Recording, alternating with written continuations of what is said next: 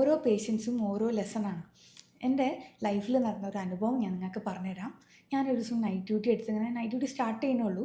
ഞാനത് എടുക്കുന്ന സമയത്ത് ഒരു കപ്പിൾ വന്നു, ഒരു ഭാര്യയും ഒരു ഭർത്താവും. ഭാര്യയായിരുന്നു പേഷ്യൻറ്റ്. അവരുടെ കംപ്ലയിൻറ്റ് എന്താണെന്ന് വെച്ചാൽ, ആൾക്ക് പ്രത്യേകിച്ച് അസുഖമൊന്നുള്ള ആളൊന്നുമല്ല. അവർ രണ്ടുപേരും കൂടി വീട്ടിലേക്കുള്ള സാധനങ്ങൾ, ഗ്രോസറി ഐറ്റംസ് വാങ്ങാൻ വേണ്ടിയിട്ട് ഒരു മാളിലേക്ക് പോയതാണ്. അപ്പോൾ മാളിൽ അത് പർച്ചേസ് ചെയ്യുന്ന സമയത്തിൻ്റെ ഇടയ്ക്ക് പെട്ടെന്ന് ഭാര്യയ്ക്കൊരു കണ്ണിൽ ഇരുട്ട് കയറുന്ന പോലെ തോന്നി. ആൾ ബോധം കെട്ടു. 2 മിനിറ്റിലേക്ക് അല്ലെങ്കിൽ 1 മിനിറ്റിന് താഴെ അവർ ബോധം കെട്ടു. ആ സമയത്ത് അവർ പാനിക്കായി. ഒരു ആസ് യൂഷ്വൽ ആംബുലൻസൊക്കെ വിളിച്ച് നമ്മൾ ഹോസ്പിറ്റലിൽ വന്നു. ഞങ്ങളടുത്ത് എൻ്റെ അടുത്ത് സംസാരിക്കുന്ന സമയത്ത് അവർക്ക് രണ്ടുപേർക്കും ഒരു പ്രയാസം ഉണ്ടായിരുന്നില്ല. അപ്പോൾ ഞാനിങ്ങനെ ഓരോ കാര്യങ്ങൾ ചോദിച്ചു, അതായത് അതിന് അസോസിയേറ്റഡ് ആയിട്ട് എന്തെങ്കിലും സിംറ്റംസ് ഉണ്ടോ എന്ന് അറിയാൻ വേണ്ടിയിട്ട് ചോദിച്ചപ്പം അവർക്ക് പ്രത്യേകിച്ച് ഒരു അസുഖം ഉണ്ടായിരുന്നില്ല, വേറൊരു പ്രയാസമുള്ള ആളല്ല, അങ്ങനത്തെ കാര്യങ്ങളൊക്കെ ചോദിച്ചു. അപ്പം നമുക്ക് ഇങ്ങനെ ക്ലൂലെസ് ആയിട്ടുള്ള ഒരു സിറ്റുവേഷൻ, അതായത് ആൾക്ക് 2 മിനിറ്റിലേക്ക് ബോധം പോവുകയാണ് ചെയ്തത്.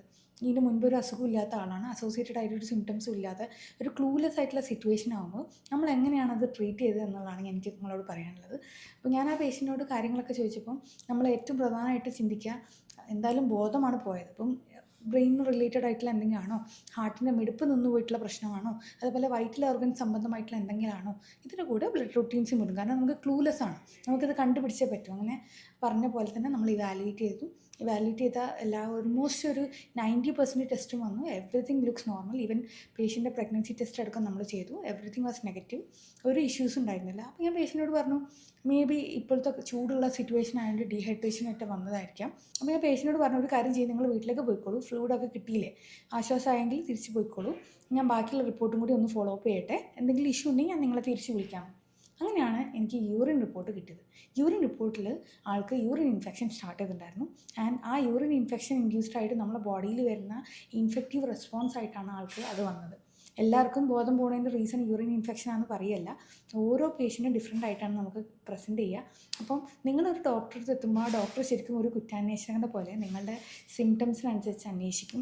ഈ സിംറ്റംസിൽ ക്ലൂ എല്ലാം കിട്ടിയിട്ടില്ലെങ്കിൽ നിങ്ങൾക്ക് വരാവുന്ന പോസിബിലിറ്റി ഉള്ള എല്ലാ കണ്ടീഷൻസിലേക്കും ഇതാക്കിയിട്ട് അതിനെ നമ്മൾ കണ്ടുപിടിക്കുന്ന ഒരു സിറ്റുവേഷനാണ്. ഇറ്റ്സ് ലൈക്ക് എൻ ആർട്ടാണ്. അങ്ങനെ ആ പേഷ്യൻ്റ് നമ്മൾ രക്ഷിക്കുന്നു. എനിക്ക് പറയാനുള്ളത്, യൂഷ്വൽ യൂറിൻ ഇൻഫെക്ഷന് നിങ്ങൾ അറിയേണ്ട കാര്യങ്ങൾ എന്തൊക്കെയാണ്? നിങ്ങൾക്ക് അടിവയറ്റിൽ വരുന്ന വേദന, ചിലർക്ക് പുറകിൽ നിന്ന് അടിയിലേക്ക് വരുന്ന വേദന, ഫ്ലാങ്ക് പെയിൻ എന്ന് പറയും. ചിലർക്ക് ഇൻക്രീസ് ഫ്രീക്വൻസി ഓഫ് യൂറിനേഷൻ, വീണ്ടും വീണ്ടും യൂറിൻ പാസ് ചെയ്യാൻ തോന്നും. ചില ആളുകൾക്ക് ബേണിംഗ് സെൻസേഷൻ, അതാണ് മോസ്റ്റ് കോമൺ ആയിട്ട് കാണുക. ചിലർക്ക് ബ്ലഡ് ഇൻ യൂറിൻ കാണും. ഇനി അതുപോലെ ചിലർക്ക് കിടുങ്ങലുള്ള പനിയായിട്ടാണ് വരിക.